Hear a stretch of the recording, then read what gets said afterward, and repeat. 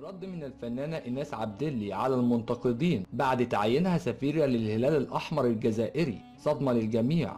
بعد حالة من الجدل الواسع، خرجت ابتسام حملاوي رئيسة الهلال الأحمر الجزائري لتؤكد أن المنظمة الغير حكومية تفتح أبوابها للجميع، وإن العمل التطوعي لا يدر عائدا للأشخاص، بل على العكس يأخذ من وقتهم وجهدهم.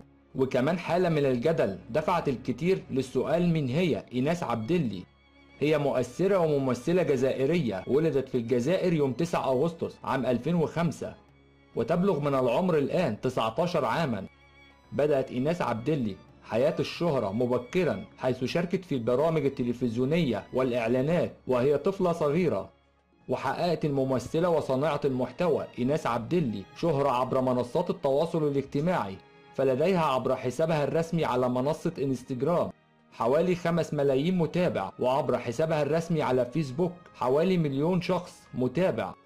وكمان ردت إيناس عبدلي على المعارضين لتعيينها في منصب سفيرة الهلال الأحمر الجزائري من خلال حسابها الرسمي: من متطوع بقلبك ومجهودك ووقتك في سبيل الله ومن أجل عمل تطوعي إنساني تصبح في دوامة الانتقادات. ودي بتكون رسالة المؤثرة الجزائرية إيناس عبدلي.